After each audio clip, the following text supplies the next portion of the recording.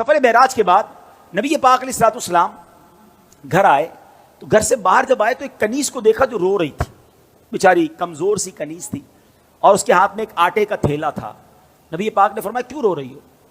کہتی حضور میں فلاں غیر مسلم کی کنیز ہوں، میرے مالک نے مجھے چکی میں آٹا پسوانے کے لیے بھیجا، میں بیمار ہوں، چل بھی نہیں پاتی ہوں، اب مجھے دیر ہو گئی ہے، مجھے ڈر ہے کہ اب میں یہ آٹا لے کر لیٹ پہنچوں گی نا تو مجھے بہت ڈانٹے گا، مجھے سزا دے گا۔ بیچاری چل بھی نہیں پا رہی تھی۔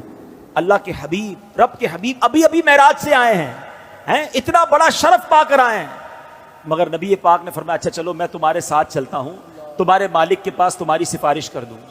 نبی پاک نے اس کنیز کا آٹے کا تھیلا اٹھا لیا، تھوڑی سی دیر رکتا ہوں، مجھے اور آپ کو کوئی بڑا مقام مل جائے تو اب غریب تو گئے نا، ان سے ملنے کی کیا ضرورت ہے؟ بھائی میرے تو تعلقات کدھر ہیں، میں تو فلاں پروگرام میں جاتا ہوں، مجھے تو ادھر بٹھایا جاتا ہے، میرا تعلق بڑے لوگوں سے، اب پرانے دوست غریب رشتہ دار ان کا کیا کرنا ہے؟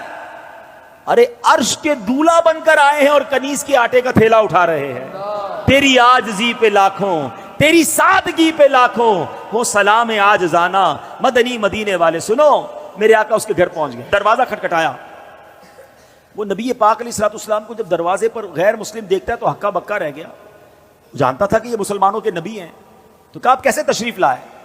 تو فرمایا کہ یہ تمہاری کنیز ہے، پریشان تھی، ڈر رہی تھی تمہارے پاس آنے کے لیے، اس کو معاف کر دو۔ وہ پتہ ہے وہ کیا کہتا ہے، وہ جو غیر مسلم تھا، کہتے پہلے مجھے بتائیے آپ کو آج رات معراج نصیب ہوئی ہے نا؟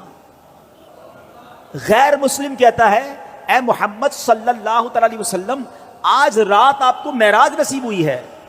نبی پاک نے فرمایا ہاں ہے۔ سنو، وہ اندر گیا، واپس آیا، اس کے ہاتھ میں تورات شریف یا انجیل مقدس آسمانی کتاب تھی، اور وہ کہتا ہے یہ دیکھیے اس میں نبی آخر الزماں کی یہ نشانی لکھی ہوئی ہے کہ وہ نبی جو آخری نبی ہوں گے، جب ان کو جس رات معراج ہوگی اس رات کی صبح وہ ایک کنیز کے آٹے کا تھیلا اٹھا کر کسی غیر مسلم کے دروازے پر جائیں گے۔ حضور آپ میرے دروازے پر آئے ہیں، میں کلمہ پڑھ کر مسلمان ہوتا ہوں۔ سبحان اللہ، یہ اللہ اکبر۔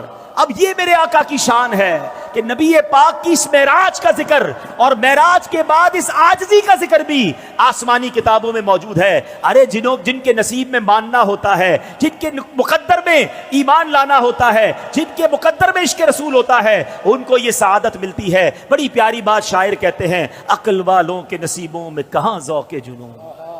ہاں، ہر بات عقل سے نہیں تولی جاتی، ہر بات لاجک سے نہیں دیکھی جاتی۔ عقل والوں کے نصیبوں میں کہاں ذوق جنون، عشق والے ہیں جو ہر چیز لٹا دیتے ہیں۔ جیسے